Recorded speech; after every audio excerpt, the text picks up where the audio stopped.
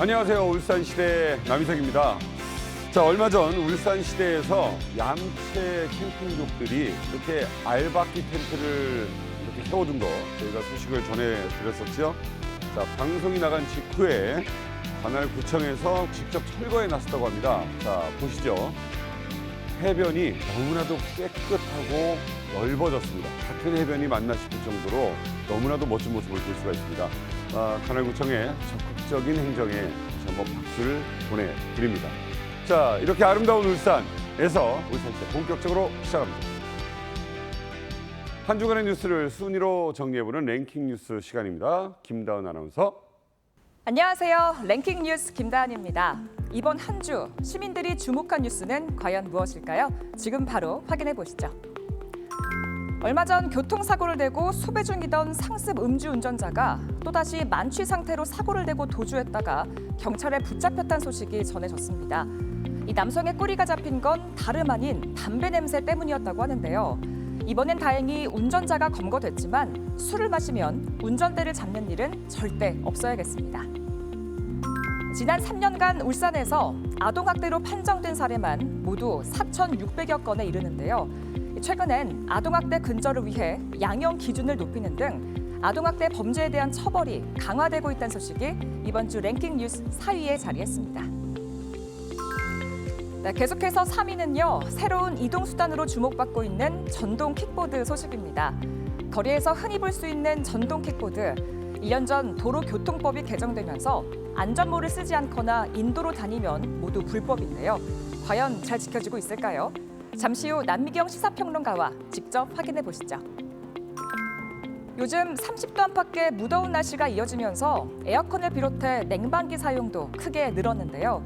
이로 인한 화재 위험도 커지고 있다고 합니다. 시원하고 안전한 여름을 보내기 위해서는 냉방기기의 상태를 사전에 점검하고 올바르게 사용하는 것 더욱 주의해야겠습니다.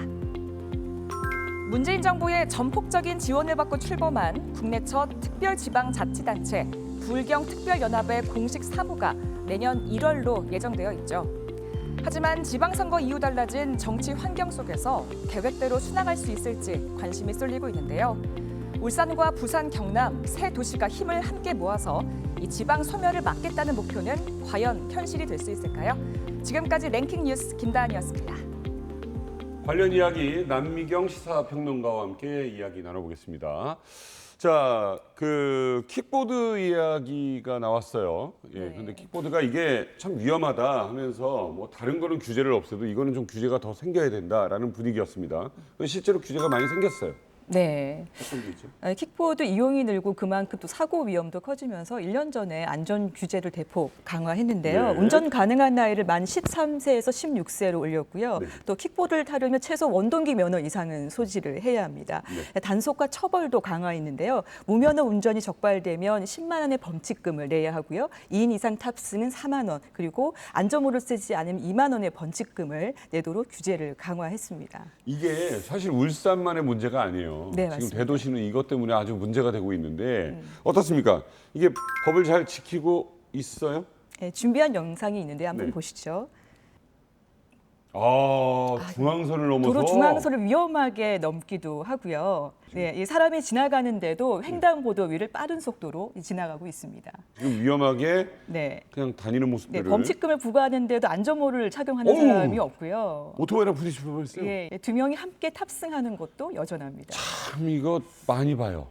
네, 둘이 맞습니다. 타는 거 이것도 불법이죠. 네, 그렇습니다. 이게 법이 시행된 지 1년이 지났지만 보시는 것처럼 이제 달라진 게 없는데요. 네. 때문에 경찰이 지난 1년간 울산에서 적발한 불법 운행 사례만 800건이 넘고요. 절반은 그 안전모를 쓰지 않아서 적발이 되고요. 또 음주운전으로 적발된 경우도 적지 않았습니다. 음주운전이요? 네, 그렇습니다. 그 유명 스포츠 선수가 네.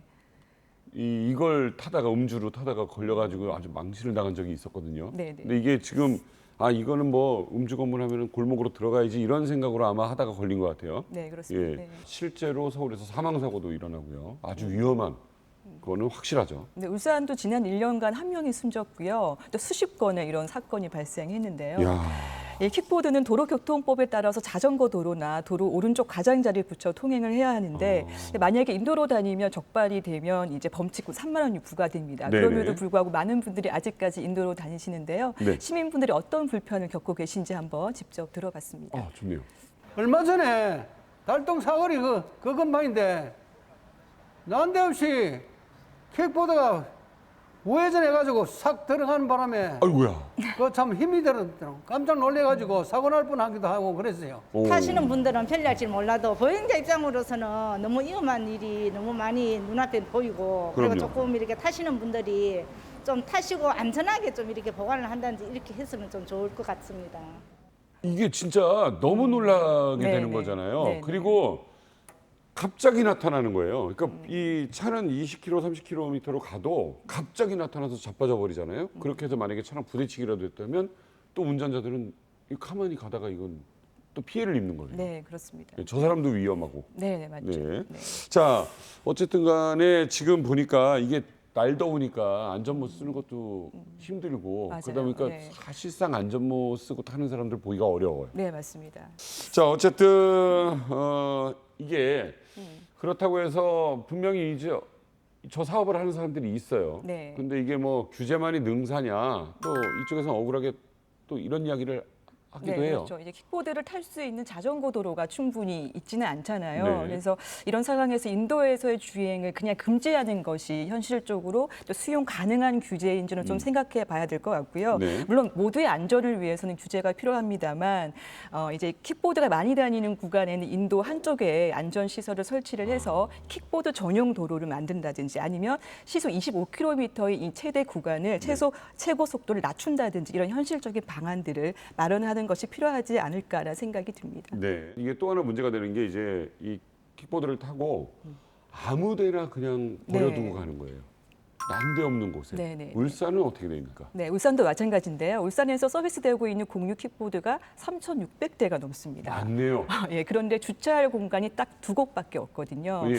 그래서 이제 킥보드가 길거리에 방치되는 것을 많이 볼 수가 있는데 이걸 해결하기 위해서는 아무래도 주차 공간을 이제 필요하잖아요. 그래서 울산시가 이런 부분에 대해서 검토를 해야 되지만 사실은 지금은 손을 놓고 있는 상황이고요. 네. 가장 적극적으로 관리 기준을 마련해서 운영하는 곳이 바로 서울입니다. 예, 네. 서울은 주차 공간을 더 계속적으로 지금 확대하고 있는 상황이고요. 네. 그 지난해부터는 견인 제도를 또 만들어서 그 횡단보도 부근이나 또 사고 위험이 높은 구간에 견인을 할 수 있도록 네. 이 기준을 마련을 했고요. 그리고 상습적으로 불법 주차하는 이용자들에게도 이용을 정지시키는 그런 페널티를 그 부여를 해서 이렇게 서울시가 이렇게 그 공유 킥보드를 이용하시는 분들을 네. 위한 적극적으로 이렇게 운영을 하고 있는데요. 네. 울산시가 이제 서울시의 이런 사례들을 좀 참고를 해서 네. 관리 기준을 좀 마련하는 것이 어떨까라는 생각이 듭니다. 지금 보니까 뭐 자전거 따릉이 같은 경우는 서울에서는 뭐 이 정해진 곳에서 가서 정해진 곳에 둬야 이 계산이 끝나고 이렇게 시스템이 돼 있는데 네, 네. 킥보드는 아직도 그냥 아무데나 두면 수거해가는 형태를 좀 띠고 그랬던 것 같아요. 네, 맞습니다. 근데 네. 이건 좀 문제가 심각합니다. 자, 다음 이야기 한번 넘어가 보도록 하겠습니다. 교통사고로 수배 중이던 음주운전자가 이번에 또 사고를 냈다라는 뉴스예요. 네, 40대 남성인데요. 상습적으로 음주운전으로 사고를 내서 이미 경찰에 수배 중이었는데 네. 그런데 지난 12일에도 술에 만취해서 그 운전대를 잡았다가 음주 사고를 냈습니다. 그리고 도로에 차를 버리고 인근 주택가에 도주해 버렸는데요. 결국 30분 만에 이 남성이 경찰에 붙잡혔습니다. 지금 제목이 담배 냄새 때문에 꼬리 잡힌 음주운전자였어요. 내가 아까 꼬리뼈 다치면 안 된다고 했잖아요. 이쁘니까? 근데 꼬리가 잡힌 거잖아요. 자, 네, 그렇죠. 네. 이건 또 무슨 얘기인지 한번 들어가 보도록 하겠습니다. 자, 몇 살 정도 되는 분? 40대 남성입니다. 40대 남성이요? 네, 네. 근데 이게 지금 이 사람이 어쨌든 간에 또 사고를 내고 네. 도주를 하다가 잡혔어요. 근데 이게 담배 냄새 때문이다. 이게 무슨 얘기입니까? 네, 이 경찰이 뺑소니범을 잡기 위해서 인근 그 주택가를 샅샅이 뒤졌는데요. 네. 그 한 창고에 갔더니 이제 인기척이 있는지를 확인을 하러 이렇게 가까이 갔는데 그 닫힌 문 틈 사이로 담배 냄새가 나는 겁니다. 근데 이게 뭐 네. 경찰이 아니라 이게 아니라 그냥 수사관이 갔더니 경찰관이 네, 갔더니 네, 범인을 잡기 위해서 갔더니 담배 냄새가 어디서 난다. 예, 예. 담배 냄새야 뭐 주택가에 날 수 있는 거잖아요. 근데 노크를 해도 문을 열어주지는 않고요. 네. 담배 냄새가 나니까 경찰이 직관적으로 그 범인이 창고 안에 있었다고 생각을 한 겁니다. 대단하네요. 그래가지고 네, 그래서 이제 주인이 사는 가정집 부엌 창문을 통해서 창고 안으로 들어갔고요. 경찰관이? 거기서, 네, 네, 직접. 이것도 주거 침입 문제가 있는지 없는지는 모르겠습니다만. 아니 주인에게 허락을 받았습니다. 어허. 허락을 받고 부엌 창문을 통해서 들어갔는데요. 네, 그래서 안에서 이제 뺑소니 범을 잡을 수 있었고요. 네. 검거 당시에 혈중 알코올 농도가 0.2%로 면허 취소 수준이었습니다. 아무튼 몇 가지는 좀 이해가 안 됩니다 지금. 네, 네. 주인이 있는데 불구하고 경찰이 창문 쪽으로 들어갔다라는 것도. 아니 왜냐하면은 이제 문을 꺼내려면 열쇠가 필요하잖아요. 네네. 근데 주인이 열쇠를 못 찾았다고 합니다. 아니 부엌에 무슨 금부 찍혀 있는 것도 아니고 어떻게. 아무튼 이 사연은 네. 좀 궁금하긴 한데 아무튼간에 네, 그 네. 경찰관도 참 대단한 분이네요. 네, 그럼요. 담배 냄새가 어딘가에 난다. 근데 뭔가 이상하다. 그래서 그걸 잡았다. 네, 네. 그럼 그 음주운전자는 그 와중에 또 피해서 거기서 담배를 피고 있었다. 줄담배로 피고 있었나 봅니다. 내가 왜 그랬나. 그래서 잡혔다는 거죠. 네, 그렇습니다. 네. 참 이게 음주운전은 습관으로 되는 게 뭐 한 번 실수하는 사람들이 있겠지만 이걸 또 한다는 건 이건 심각한 거잖아요. 그렇죠. 예, 네. 삼진아웃이 아니라 이 사람은 그냥 영원히 운전을 못하게 해야 되겠네요. 예. 네, 맞습니다.